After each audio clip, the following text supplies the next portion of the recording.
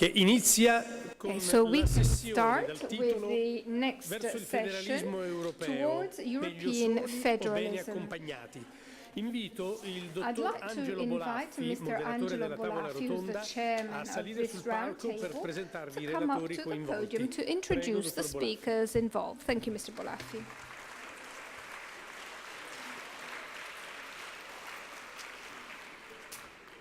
Buonasera.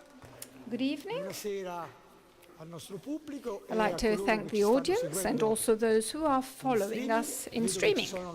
I see that we still have people who are coming in. We are also a bit late, and so we also excuse the latecomers. Mr. Amato is arriving. He apologizes, but it's a rather turbulent day today, but he's on his way. I have been asked to chair this debate, and it's something that I'm very glad to do on a very complex topic that has already been discussed. The last question has led us into the current debate, which is that of federalism. We shall see what it means. It seems to be a very complex theme, but as you understood, it's the key for Europe's future. And we will be talking about this with Sylvie Goulard, whom I'd like to take a seat. French Member of Parliament. Mrs. Sylvie Goulard is the example of that part of European history that has worked. She speaks all of the European languages. She has a French soul, but she understands Italian very well. She understands Germany as well. And she is a crucial protagonist of this, let's say, process. I would also ask the ambassador for Turkey in Italy to take a seat here. Please, ambassador.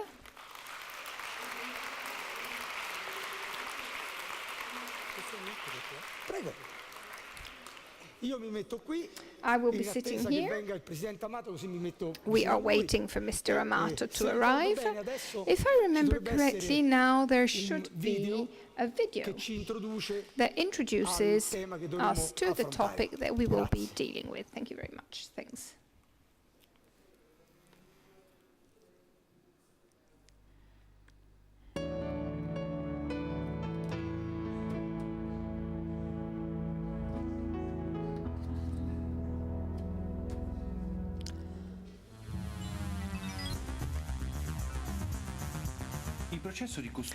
The process of construction of European Union risks a dramatic and final failure. The financial crisis exploded in 2008. It's surfaced contradiction which, instead of united, have divided Europeans. The single currency, the euro, has paradoxically become a reason for contrast and non-union. The southern countries see the euro as the main cause of their economic difficulties, which they attribute to the certain policies of Northern Europe, forgetting that some of these difficulties are due to the lack of reforms in their social and productive structures. The path towards European Union has always been characterized by a great tension between the resistance of certain states to give up sovereignty and the thrust towards a greater power for European institutions.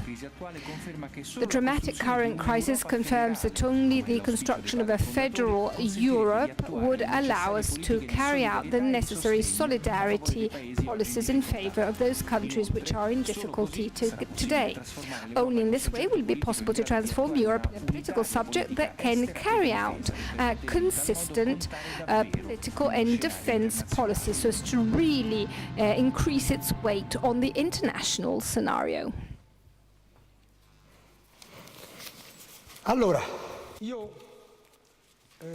Very well. When I invited Ambassador to come in and to take a seat. I didn't call his name because I didn't want to mispronounce it. Would you kindly like to tell us, please, how do you pronounce it? Mr. Conan Gursoy. When we talk about federalism, the first thing to do is to explain the word. When you ask a British person what it means, he thinks it's synonym of a horrendous machine, a terrible state guided by the Germans and dominating Europe.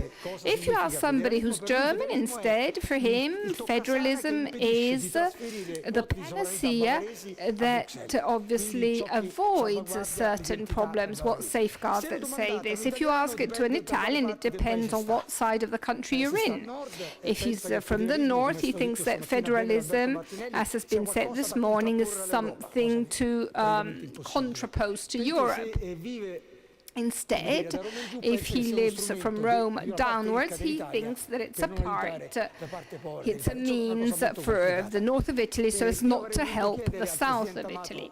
I would have liked to ask Professor Amato to give us a short lecture on what European federalism means today.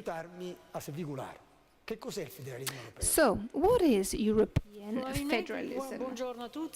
Sylvie, Goulard. Well, France is the country that's less suitable to talk about federalism. Nobody knows what it is. We have a more centralized tradition. But I fully share what you have just said concerning the fact that to use this word gives us the impression that there might be a single solution for the future. And this has been said this morning. We need to invent our model. Considering the two aspects, that of defending powers, regional powers and the powers of member states, and or getting organized vis-à-vis the rest of the world, because I think that this is the major thrust, that is to be capable of existing in a world where every European country is still something, but probably in 20, 30 years' time, probably we will not be able to have an impact on the course of things, on the course of history, because we will be too small. So getting organized together, and also in a democratic way. Because in this moment, for instance, in Germany, there's Professor Adamas saying that we have a federalism of the executive, and the European Council is a way of doing things together, but without elections, without a mandate of the European Council, and without control, without an accountability. So nobody would be surprised that in this room here in the Bocconi, I'm referring to the book written with Mario Monti on democracy in Europe. What about the governments? This morning, frankly, I don't know what the discussion was like, as though only parliaments were good and the governments instead were just structures that want to get a power which is not theirs. Well, governments are an institutional body elected by the parliament that need to carry out a role.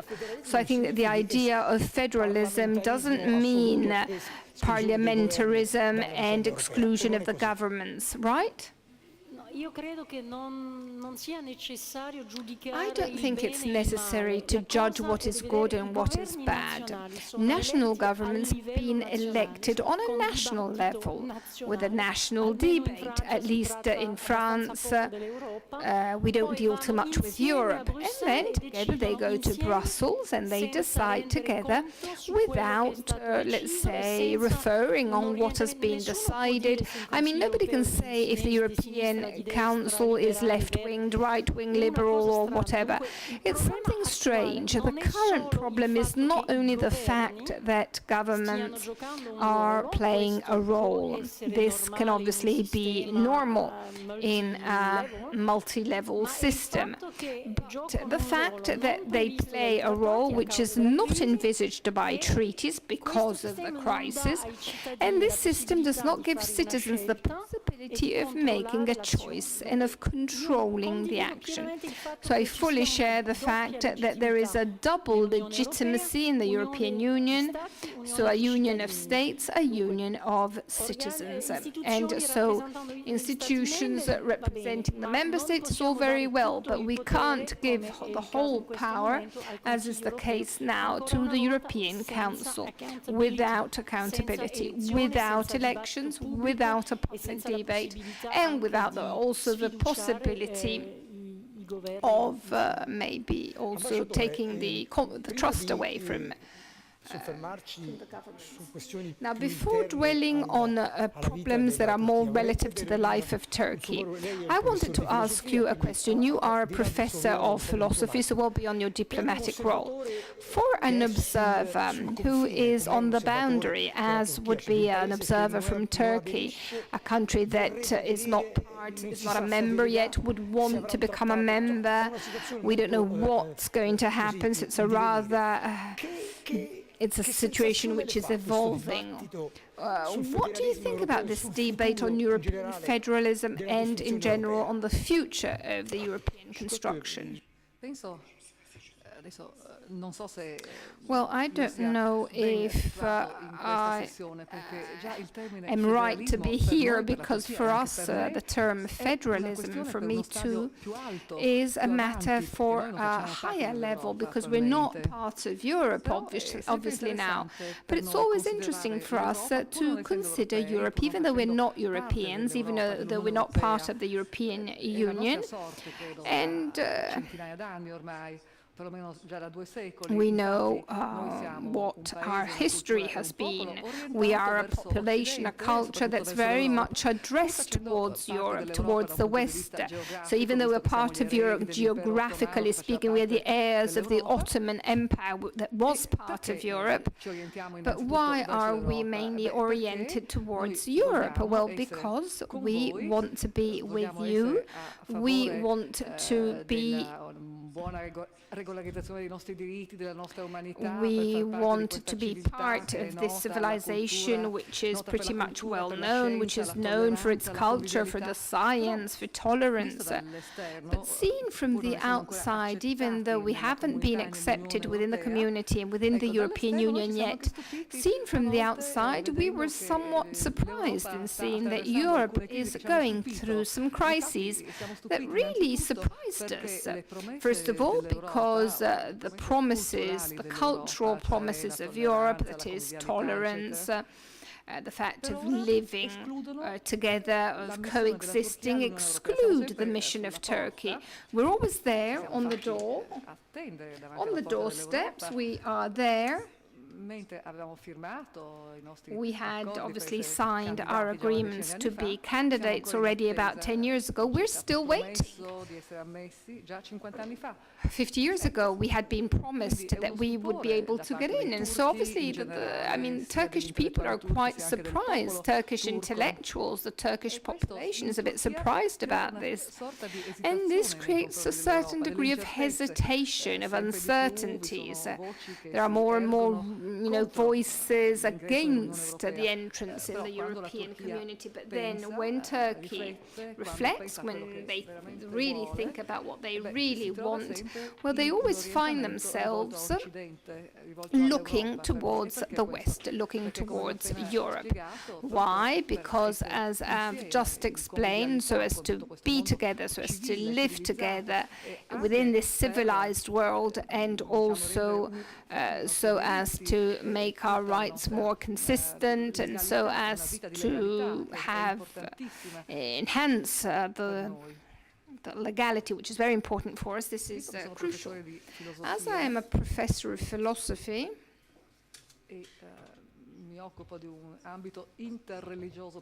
and I am ambassador at the Holy See, so I deal with interreligious issues.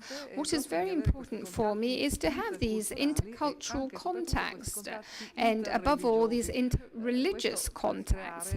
And this so as to create a basic culture and a possible means of communication, allowing various cultures and various religions to communicate. So when we look towards Europe, I think that this dialogue with Europe is really useful for us. I think that this presence is very important, and this coexistence with Europe is very important, because this is the best possible way to recreate our values, even if we don't want to alienate our values, but we want to coexist with the European values, especially as far as ethics is concerned. So this is extremely important for me. And when we look at Europe, when we see all of the various crises, the struggles, the conflicts, we're a bit surprised. Vista la storia, vista la tradizione europea, siamo certi.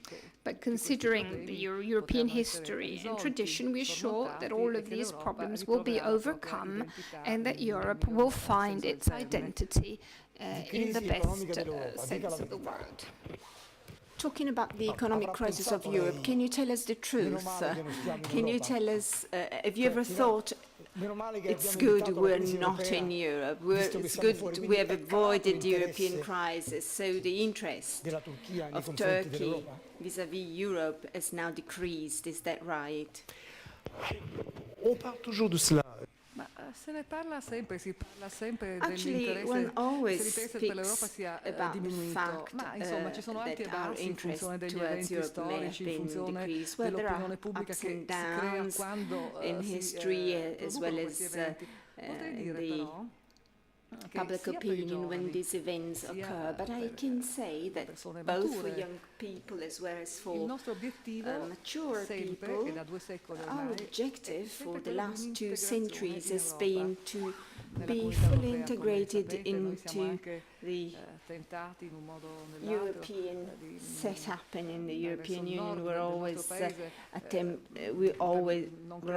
tempted to not to create an Asian community as the Asian community, but of course we didn't want to create simply a community with Turkestan or Azerbaijan. But we share the same religion with other countries, the same religious, cultural heritage as many other Eastern countries. But in order to be fully understood, I believe that starting from the assumptions I mentioned earlier, having common European standards in the cultural, social, civil setup of Europe. Well, Europe is very important, and our utmost aspiration would be fully integrated into Europe. It is possible to ask questions. Facebook, su Twitter. You can ask questions via Twitter or www.scienceforpeace.it, and there's a question corner at the entrance of this conference room. Now we have a simple but difficult task. Communism is easy to tell but difficult to carry out, as Marx put it. European national states on their own cannot be in a position, in spite of what neo-nationalists believe about it, to tackle the worldwide challenge. They cannot make it alone, because the global challenge will be carried forward by entities at a planetary level. I believe that there is a general agreement in this respect in Europe. And Alberto Martinelli said this morning, some people, and this is a paradox, use Europe to be anti-Europeans, like the French and the Dutch did at some point. But how can we create the mythical United States of Europe, which should be the key towards resolving all the problems we have? So my first question, United States of come gli Europe. Stati Uniti d'America, Is it meant by that we behave like the United States of America, or are the United States of Europe the national European states that become reunited in a Staatenverbund, cioè gli Stati nazionali continuano a connection between esistere? among Perché states, noi but the dobbiamo, national states non è will che lo continue Stato to perché ogni exist? Stato federale non è uno Stato Because nazionale. federal Gli Stati Uniti states are d'America hanno un national inno states nazionale, too. una The bandiera. United States of America have got a national anthem and one flag.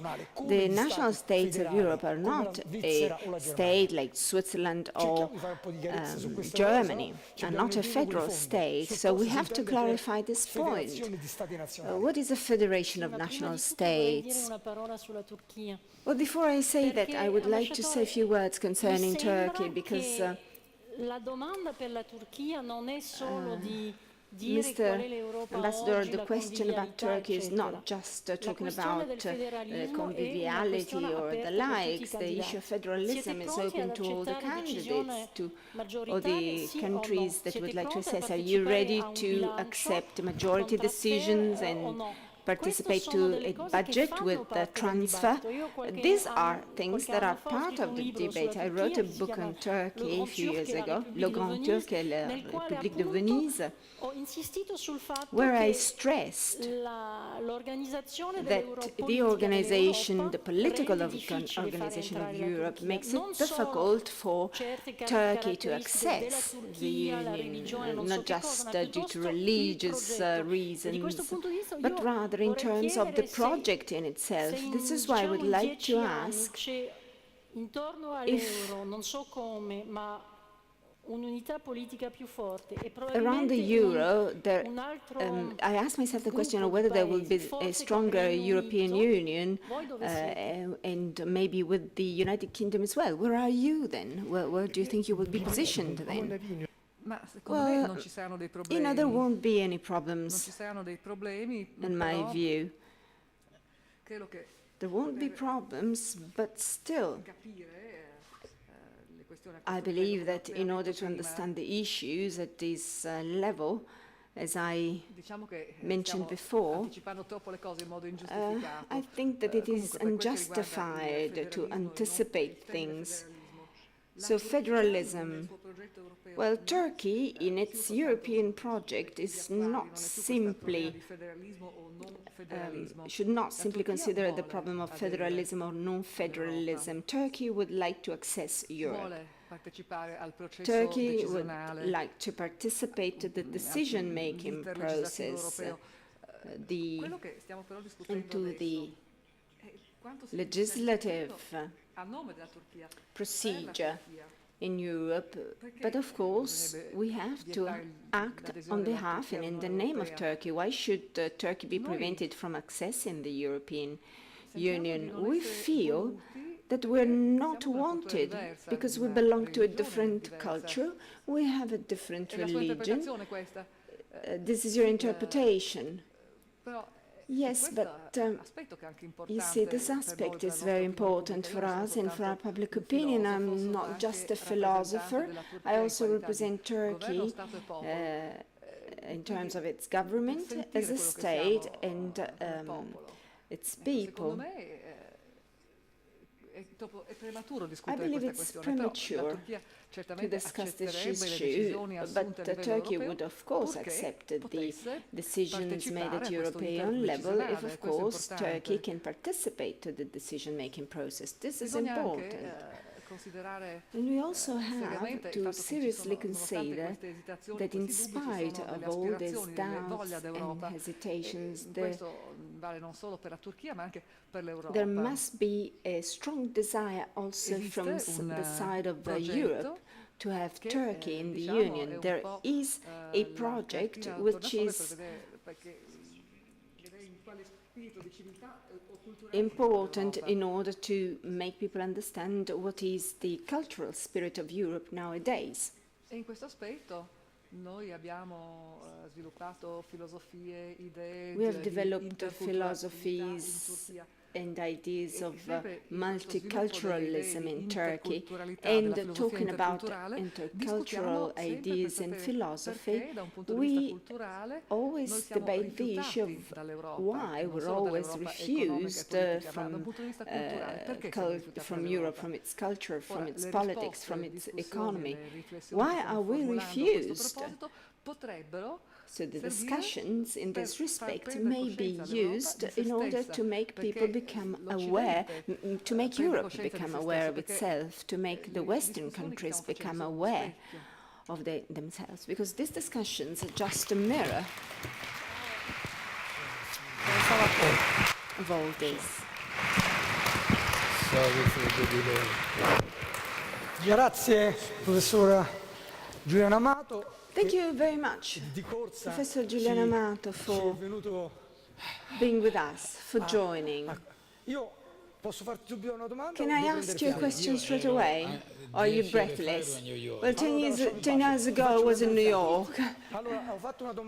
So we leave you in peace for a moment, and I can go back to the other side of this conference room for a question.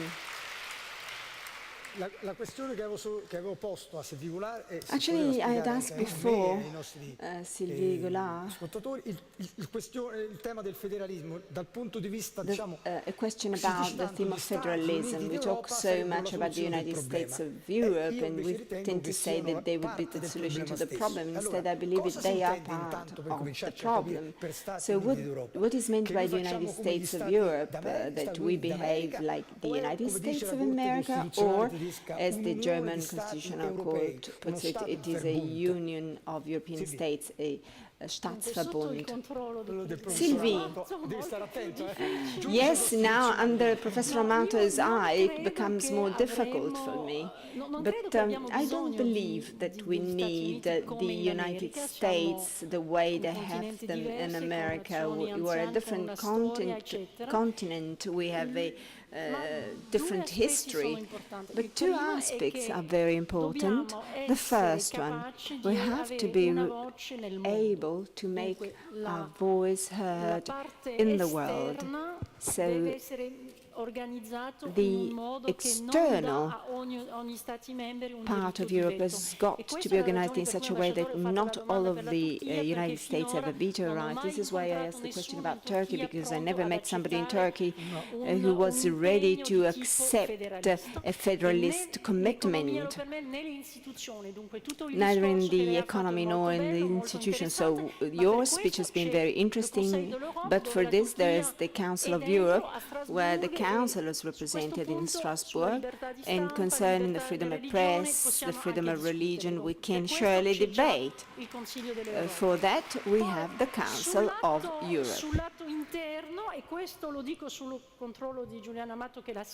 And now, under the control of Giuliano Amato, I believe he has written this on the Sole 24 Ore some time ago, federalism could probably be a way to protect ourselves against the intrusion of other countries. Everybody sees the current situation as it is, and federalism as an even greater intrusion. It is not true.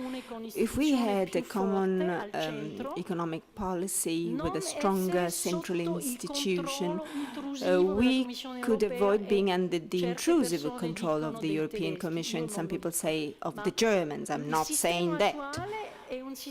But the current system, actually, because we don't want federalism, we are paying a higher price. But this is Giuliano's idea, so I leave it to him to explain it more thoroughly. President Amato has also been the vice president of the Convention for the Future of Europe. Was it easier then?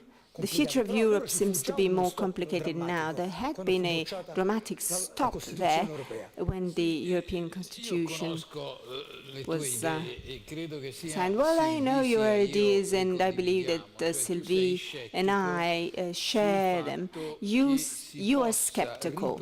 You're skeptical concerning the possibility of reproducing within the European continent the type of federalism that led to the United States of America.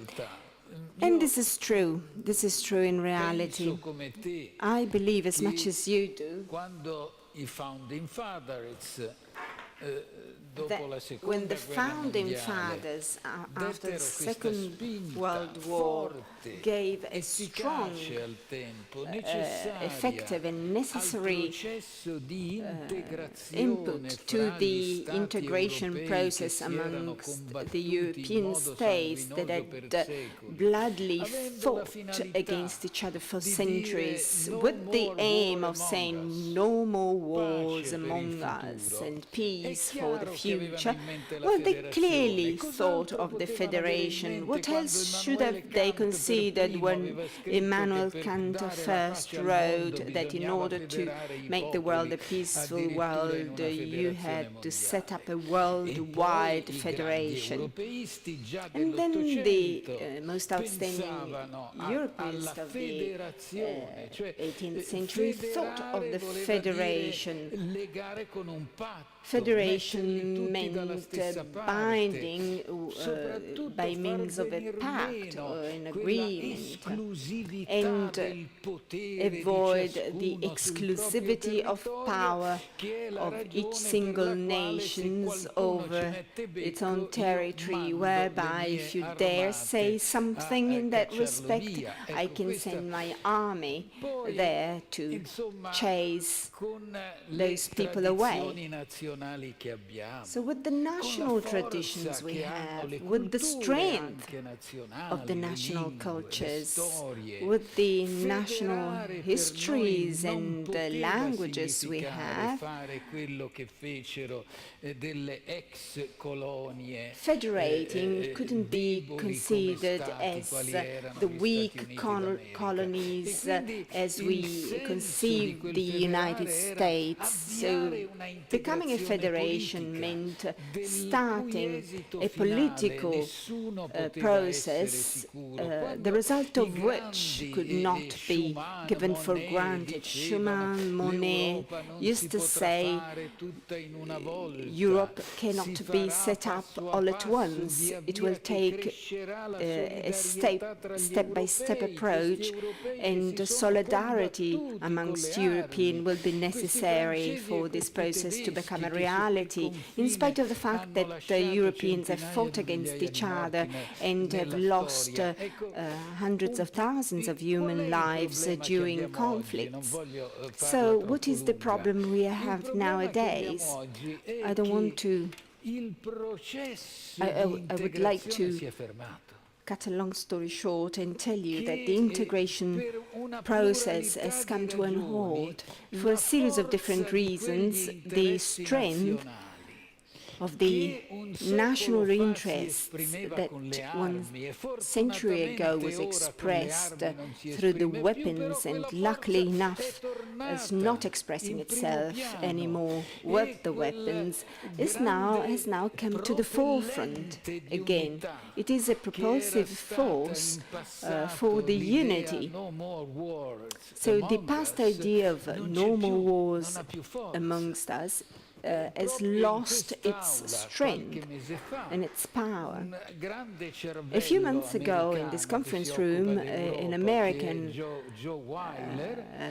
scholar, Joe Weiler, who is concerned with the European question, said that we needed this messianic message, a message that had almost destroyed national resistances to this process, but that message is no longer there. So how can you continue on this pathway? Well, the idea we are considering right now is not to think of a constitution of the European Federation overnight, but rather, as the founding fathers put it, we have to make small steps to recreate the right environment amongst us. So if no bank union set up, and I'm sorry to mention these lower level topics. If we don't give a fiscal capacity to the European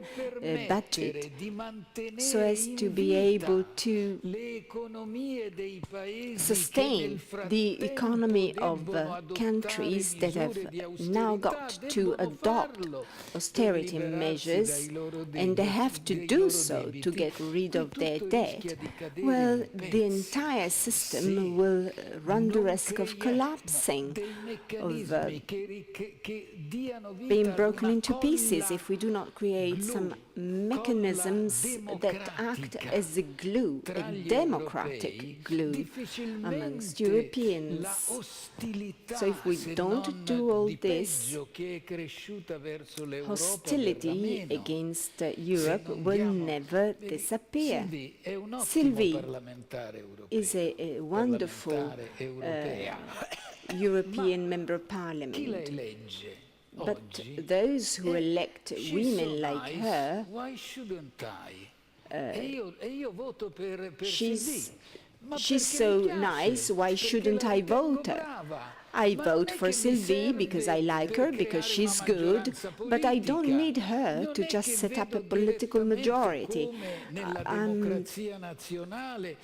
Actually, in national democracies, there is an interest, a series of interests that are involved. And in this conference room, Joe Weiler said what we as Europeans cannot say, i.e., who cares about a parliament that cannot neither increase nor reduce taxes? Because parliaments are interesting for the citizens, and they were created around the idea of the sovereign taxing power. We have a democracy because we have elected a parliament. Voila, that's true. But if you don't want this, you should tell your voter, you should tell your representatives, do not increase the tax level or increase taxes for those people, not for us. We should do these things in order to recreate a sense of common solidarity that is missing today. And we cannot think of a messiah today, but democracy can do all these. The messianic message cannot be used for this purpose today, so we have to use democracy for the purpose of recreating the right climate in Europe. So the question is not whether the euro will die out, whether Europe will disappear. This is rubbish. I mean, Europe will continue to be there. The euro will survive because it has a formidable democracy, so it cannot die all of a sudden, but we can lose our importance in the world. We can continue in this very ridiculous situation, and one of the wealthiest countries worldwide with scientific resources and research possibilities is growing at a level of 1 to 1.5. Why that? The flaw of the system that we have is that it can drag us along this drift of minor growth, of lesser growth compared to others, and this is the true risk, I think, that we are running. We Italians know this risk very well. When Italy was a great power, that wonderful book by Mr. Ruffolo, Italy was a great power throughout the 16th century, but it was so great that the Italian had become a European language. The French became so in the 19th century, the 18th century, sorry, before it was Italian. You remember. Well, when Leopardi describes his town at the beginning of the 19th century, it is the most backward country in the world. And what will we need? Why had Italy become so much of a backwater? Because it had lost the train of integration, which instead France has, that the UK has, that the Netherlands also has not lost, even though they're so small. And when is it that Italy will catch up? When, 2 centuries later, it will catch the train of integration. But we're still there. You see, even Turkish people are so good, and the day will come when this dance that they're doing so well on their own, well, this will no longer be enough. But dear Turkish friends, in 2050, not even Germany will matter something in the world if it will be alone. So you have resources that, excellent resources, Italian resources that you have, even better than ours. But in 20, 30 years, you will have this problem.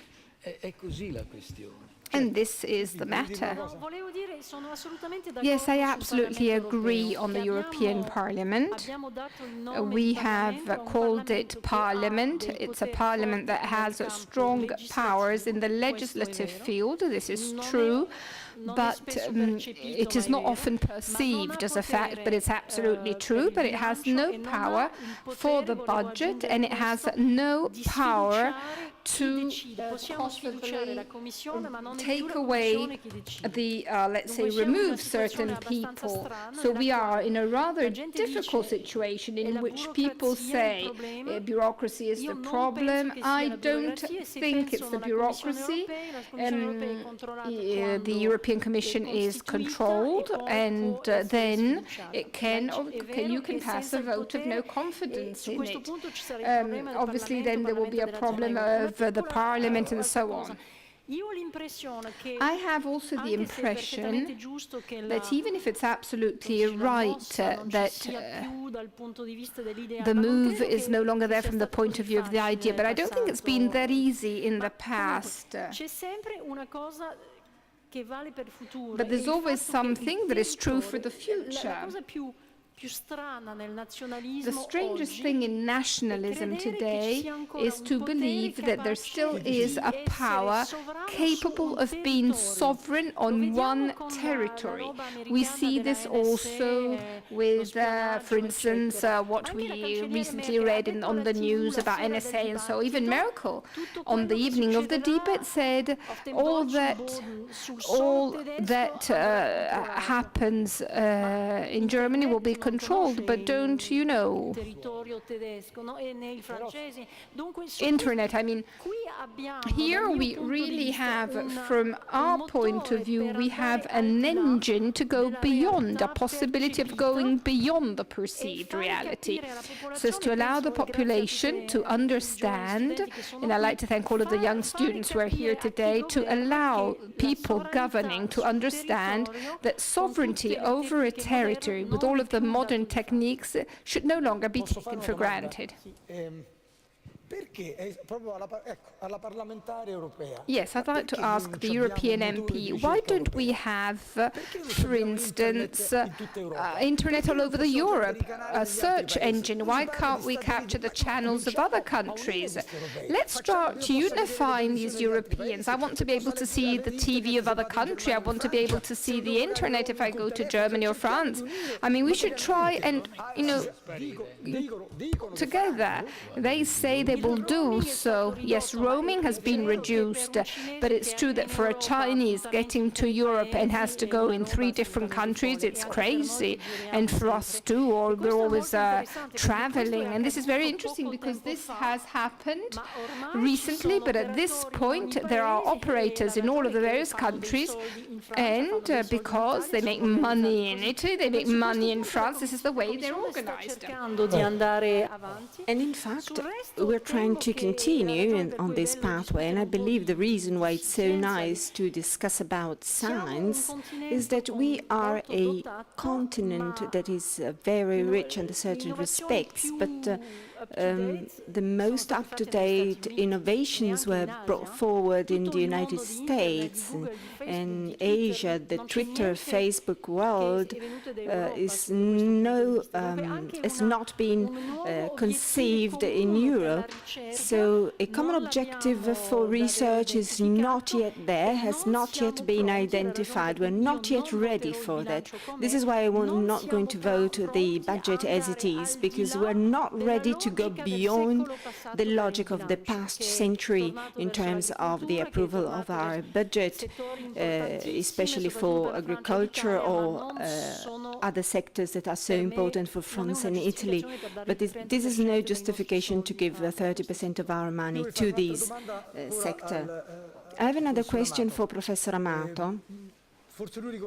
Maybe Professor Amato remembers that we have had a discussion in Berlin with Vida Grimm, a well-known constitutionalist from Germany. Yes, it was a very cold day, I remember, and he was against Jürgen Habermas concerning the theme of the European Constitution, and the idea was that he said there is no Europäisches Volk, there's no European people, so there can't be a European Constitution, and Giuliano Amato said to him, well, it exists. And Sartorio said, how do we understand each other? What is the language we should use?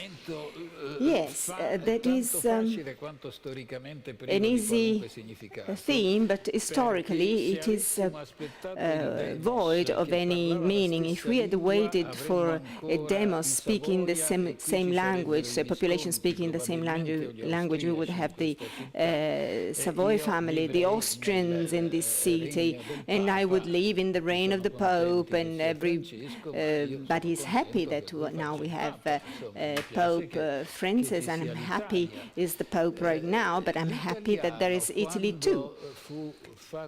So when the unity was Italian was only spoken by 10% of the Italian population. It seems a paradox, but this is the same percentage of people, those who speak a common language of the Indian federal state, i.e. English. So everybody says that India has got thousands of different languages, but then there is English. Throughout India, there are bilingual inscriptions, and English is always present, but those who understand the language are only is only 10% of the Indians. It's a federal state in reality. So unification is the means to the end of disseminating the idea of national identities. France is an extraordinary example of this. In France, that is the nation, the most national state amongst the nations. Nobody can speak out the name of one's own country as they can do it. Maybe Sylvie is not even capable of doing that. But I remember Mitterrand when he said, La France. Whoa, wow. La France. What did I do wrong? La France. Yes, we bow in front of France. I've never seen an Italian leader saying Italy the same way Mr. Mitterrand said Vive la France or La France. Nobody would dare saying Vive l'Italie, or nobody would say we're happy that nobody's carrying out or carrying away the rubbish on the roads. But I believe that France created a strong national state, and the existence of a demos should be considered, or probably be considered as the founding element of this principle. A very good colleague of ours who teaches in Oxford wrote, we can create a demo-icracy, but not necessarily democracy. Concerning France, I'm not sure that François Hollande would say La France, as Mr. Mitterrand put it. The interesting thing is, well, because he cannot say it. No, the thing is that he doesn't remember, or he bears in mind that there is a movement in Bretagne concerning the constitution in France. Going back to Athens at the time of the creation of democracy, there was not the people in the very beginning, and it was the need to create something together that gave them the chance to create a demos. Yes, but they had a language. Yes, but I don't think that the young generations see the problem of language and identity the way we see it. Because once again, I'm convinced that the internet, the communication tools we have available are something we have not yet considered in terms of their impact on the political life. Young people are on the same blogs, they watch the same TV series, and I don't know where we will be in some 20, 30 years from now. Our nation organized as one territory and in one language seems to me to be a model of the past, and I guess that the common language in the future will be English. It's a real disaster.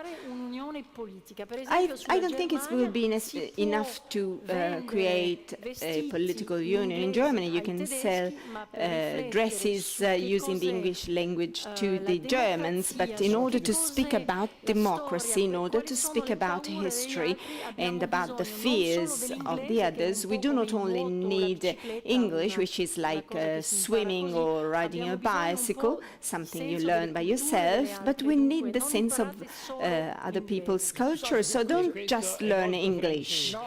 This is very French. This is a very French attitude. I must defend Sylvie. Giuliano, if you go on this way, I will continue in French.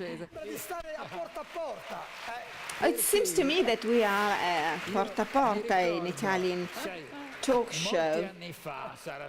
Many years ago, some 20 years ago, we had a debate with Gian Catali on future technologies, and Jacques is a man who always concentrates on future things and on the future in more general terms. He likes to organize the future, and he expressed his favor towards this new network that was coming about, because it would have recreated the primate of the French language worldwide. I was astonished back then, and I don't believe it will go in favor of English, but probably in favor of that strange language, Esperanto. I'm not happy about that, yes, but I'm talking seriously, and I'm saying that probably Europe must capitalize on its cultures and languages, and we have to learn English for communication purposes. I'm convinced, I mean, maybe I made too many mistakes in Italian today, but I'm fully convinced that it's worthwhile making the effort in order to understand what's in other people's language if you speak or understand their languages. Prima di dare di dare la parola all'ambasciatore Gursoy, volevo un attimo farvi Before capire i leaving the termini floor che to the saranno della ambassador, I wanted you to understand the specifics because this is crucial for the future of Europe. C'è scritto On the American ex dollar, there's written ex pluribus unum. Questo noi non lo vogliamo. We don't want this. Ex pluribus plures. Ex pluribus pluris we want. The problem is the culture, the traditions, the history. Having said this, there are two possible avenues. Umberto Eco says that the European language is the translation. And therefore there's also a position by the European Parliament, of the Commission, of favouring a defence, or we need to adopt European languages. So each one of us, alongside English, which is just as when we open the tap water. I mean, should be obvious. To talk about cultural identities needs to at least adopt one language. As Humboldt was saying, the language is let's say, the cultural mine of a country. Then there's another theory by a Belgian expert who will hold a conference. I hope I will take him to Rome. He will do so in Berlin with a very simple thesis: forget European languages. European languages have to be abolished. Only English that makes everybody equal, because language differences create also cultural differences and therefore social differences. I think this is a terrible path. Ambassador, please. Yes, I was saying before that maybe Turkey could be useful for the discussions which are underway in Europe. As far as crises are concerned, federations, all that is happening in Europe today.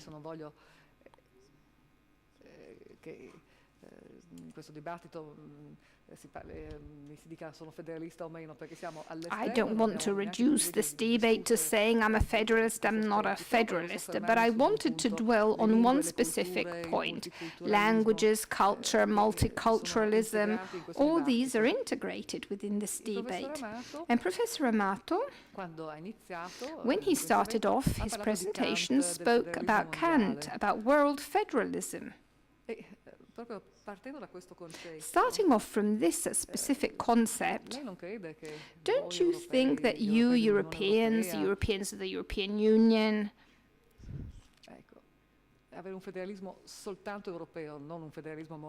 want just a European federalism, simply European federalism? Don't you think it will be a federalism which, even if nationalistic, will be for this area only? And it therefore rejects all that is outside, instead the fact of considering things differently,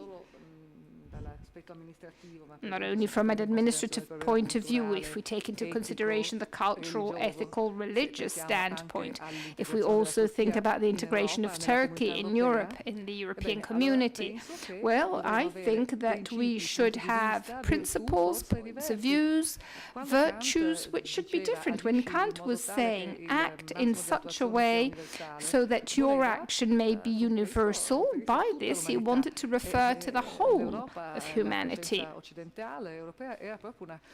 And Europe in the 18th century was already a universal conscience, let's say, for the whole of humanity. This is what made the European theories so interesting for us too. And then there was a certain federalism in the Ottoman Empire. There was a lot of different languages, races that lived in these immense lands of the Ottoman Empire, Greece, the Caucasian area, and everybody coexisted, and very happily, on the basis of an ethics that also included the other person. somebody different from yourself. Don't you think that a European federalism will once again be nationalism that will reject others, whilst now Europe, from a philosophical and ethical point of view, I don't want to say political, but philosophically and ethical, it's different. Don't you think that Europe should try and look for a world federalism that could englobe all of the nations, all of the cultures, giving them equal opportunities? A management of different cultures, a coexistence of different religions, because this morning, when Mr. Veronese took the floor, talking about science and peace, he spoke about world peace, he spoke about disarmament. From this coexistence of the various religions, what emerges is justice and dialogue. Et je me demande si une science, parce que nous avons parlé de la science aussi, certes, la science, c'est la communication. As we also spoke about science, I'm wondering if science is the perfect communication. Science is the perfect communication, because from Siberia to Patagonia, it's always the same science. So science could be the perfect means of communication. There's no difference in the scientific procedure, basically, because science uses a mathematical language, at least exact sciences do. So now I'm going to shift this, and I will bring it to the level of a common language for everybody. A language such as mathematics, what sort of an effect can it have to unite people, to have people communicate, to create a perfect communication amongst people? There might be a communication with mathematics, but only in the field of science. Instead, as far as poetry is concerned, as far as philosophy or literature,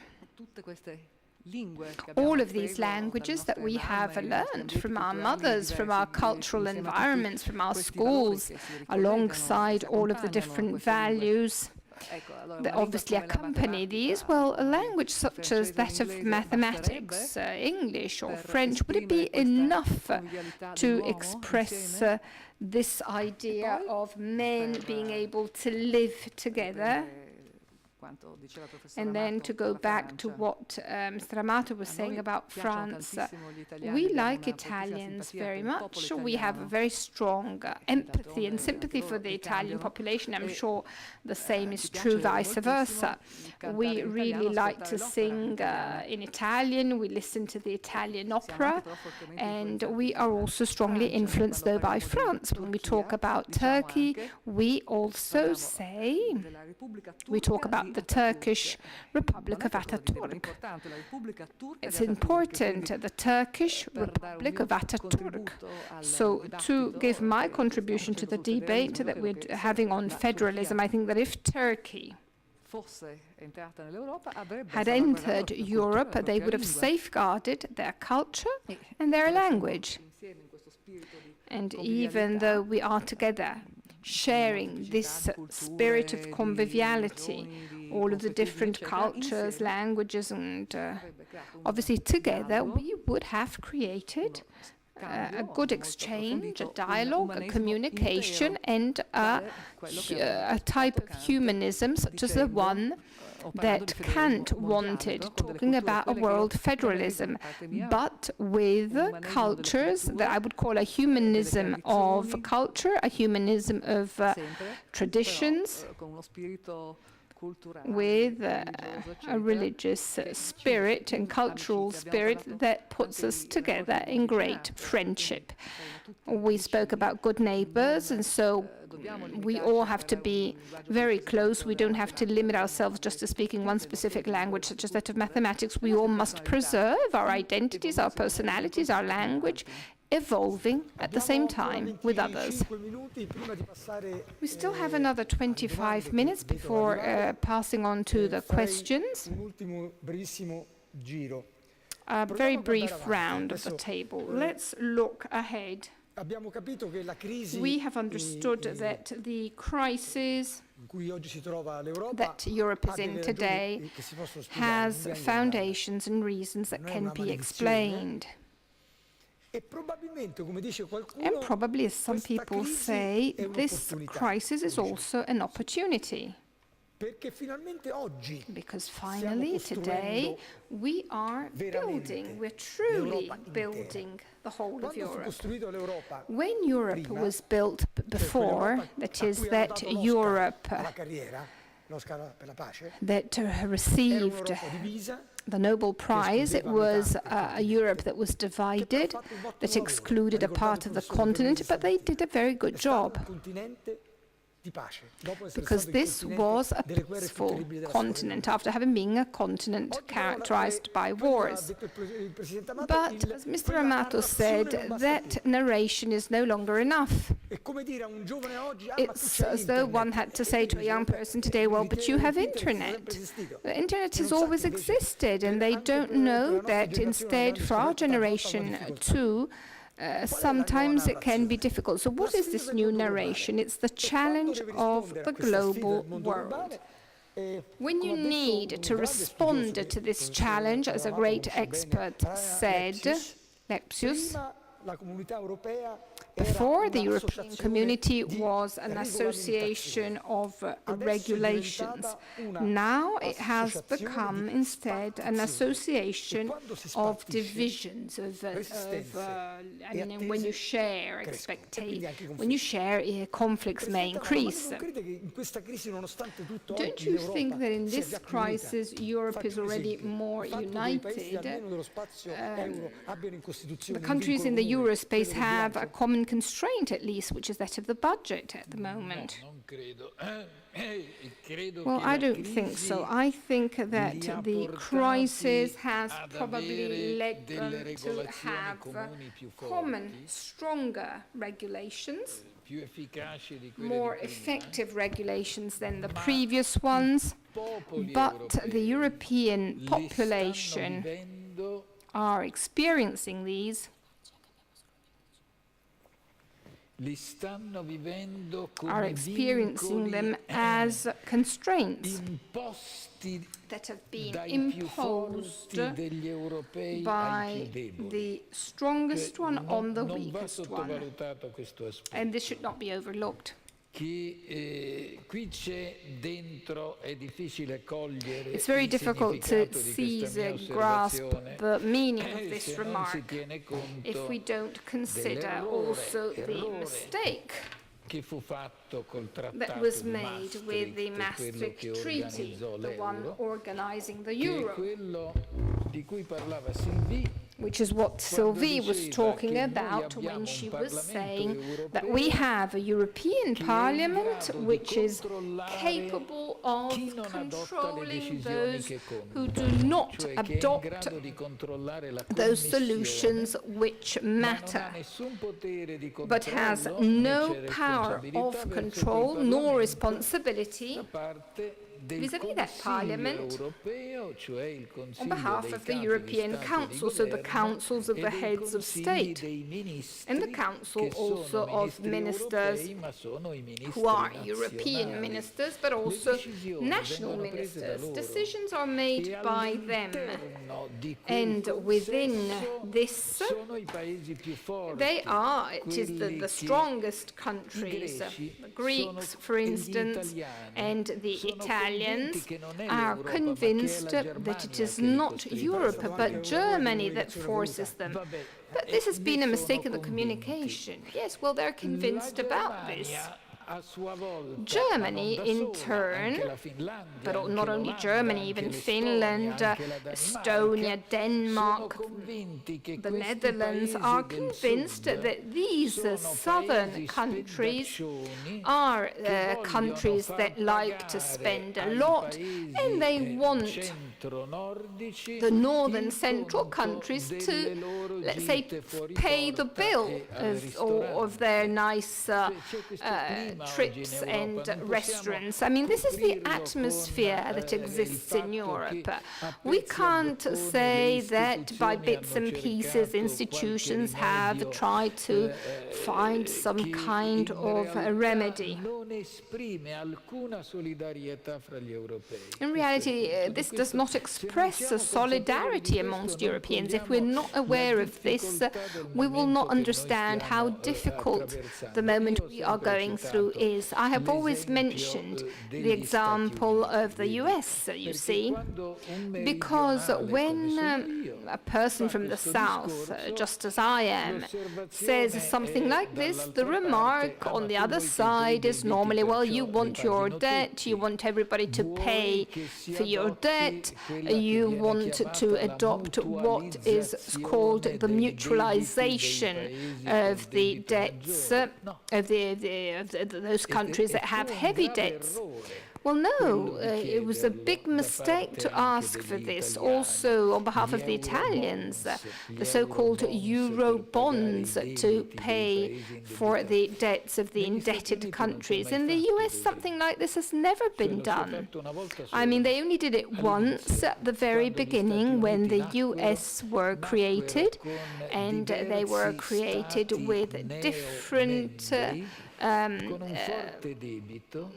states, new states with a very heavy debt, and the richest of these newest states accepted Virginia, for instance, that was the richest state at the time, decided to pay for this together because this debt had been had been accumulated for a common cause, for the War of Independence. And so in the reasons for this debt, practically, this had to be shared by everybody, whilst instead, as far as the Italian or Greek debt is concerned, the Germans, the French have no reason to identify themselves, to feel that they can share, that they truly share it. But, and I'm saying this especially for young people here, because there are some big ideas that you need to have very clear in your heads. Why is it that other people worry so much about my budget? Do you want me to avoid becoming insolvent? But because we've given ourselves a single currency called euro, but this single currency lies on the foundations of the national budgets of those states that have adopted it. And this has the effect that if one of these national budgets does badly for its own reasons, because maybe those managing it are not too good, they produce an evil, something negative, which is then projected on this common good, which is the euro. So we have this common asset, and each one of us can potentially harm it. This is why the others say, okay, do your austerity measures, reduce pensions, reduce wages. And so this one gets cross and say, okay, I have to do this because other people order me to do this. And this is how a negative chain is created. The rule in the United States, except that for that very first time, when there was a sharing of that first debt, is that member states, when they are in financial trouble, they pay for their own debts. And they can even go bankrupt sometimes. But the federation intervenes because, so that the economy, of that state, which is in great difficulties because of austerity, for it to be able to survive, for it to be able to preserve its investment capabilities, its capability of offering jobs, because it is part of the whole. So you see, today Europe would be united if it simply did this, if it said, okay, each one has to pay for its own debts, but there will be a common European fund to support unemployed people. This will be a common European fund to keep on investing in that country, so that the economy will not die. And today the difficulty we're in concerns this, because in Germany these things are beginning to be heard. There is a group called Glinken with some of our friends. Well, the name is a bit funny. You know what, the Glinkenbrücke? Yeah, it's not a very happy name because, but it's a beautiful bridge in Berlin. Yeah, the Glinken. Yes, they could even write a better document, really. But these points are there, and so some people in Germany have started saying this. But France is just as Italy. But these things should be done now, as indebted countries are doing their homework. And the German governors keep on saying these things have to be done, but later. But if we do them later, then the donkey, which is accustomed to not eating for more than 3 months, will end up dying. And so this common work is done when it's far too late, and it will be far too late to do it. So we do have these problems ahead of us. I know that what I have said for you is, I know that you're very German-oriented. I'm a great friend of Germany, really, but I really feel a dramatic need to help them understand that we need to intervene and to take action in time. With Sylvie, we have in mind an Italo-French expedition, not so much to conquer Berlin, but rather to discuss with Berlin about all of these points. I would simply like to add one thing. One of the reasons, one of the reasons for the current crisis has been the 20-year silence of Italy on European issues. The end of that privileged Italian-German relationship constructed in the post-war period that was a positive season of Europeism. Yes, Schroeder and me worked quite well. Yes, but it was 2001, and 20 years have not elapsed since 2001, right? Yes, but that had already been true in the previous years. Well, this is important, though. I am convinced, just as you are, that we need to go back talking to one another. It's very important. One thing that seems to me very important is that we will never do Europe with an alliance of the South against Germany. This is something absolutely ludicrous. We will be together, and the strategic decision of the post-war period was of working together. In Germany, there is a debate, whilst in France and in Italy, there's no debate on Europe. It's an in-depth debate with people who share the positions of Mrs. Merkel, and which often in the South and in France are presented in the wrong manner. But there is a debate. I can only tell you that the European Parliament, the Greens and the SPD, I don't know about the future, did not share those ideas. So there is no such thing as Germany versus the rest of Europe. I don't like the idea of doing the homework. I'm not a girl who is coming back from school, and nobody in the South could be considered as a pupil coming back from school. When we signed the Maastricht treaty, we created a single currency, a central institution, the Central Bank for European Common Policies, and each member state had the responsibility for the social and economic policies. If we're in trouble, I cannot judge about the Italian case, but in France, it's surely the French people who are responsible for it. Tant pis pour eux, tant pis pour nous, if the French have not acted properly, but we have complied with the commitments we made with the Maastricht Treaty. Maybe we don't share them, but we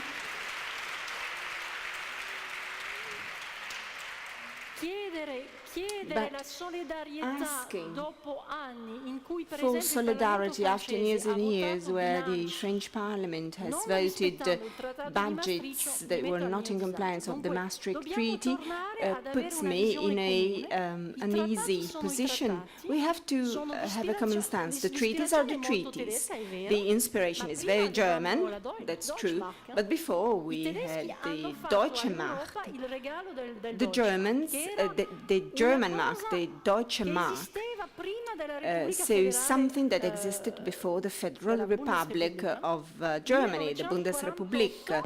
It goes back to 1948. The state was set up 1 year later. So this is what they have given to Europe, and our commitment was, yes, we will do things seriously. So in Germany, now the situation has evolved positively. I believe it's important to speak about having higher salaries in order not to disrupt the competitiveness of other countries. A lot of things can be said and done, but if I ever could, I would like to tell the Bocconi students to go to Germany, and if something isn't right, please go and say to Germany, because I know French and Italians that speak against the Germans here in Italy, but they never go to Berlin. With Mr. Moratti, I had some debates and exchange of ideas in Berlin, but I don't see too many people going to Germany trying to explain the ways the southern part of Europe sees things. So we can, of course, have our own stance and position, but we have to communicate it to the rest of the world, otherwise the European project does not exist. If there is a soft war between the countries in the Eurozones, the only trouble will be a loss of credibility at the more general level, at a collective level. Meglio di così non si poteva dire. Volevo finire questo. Well, you couldn't have expressed this thought any better than you did.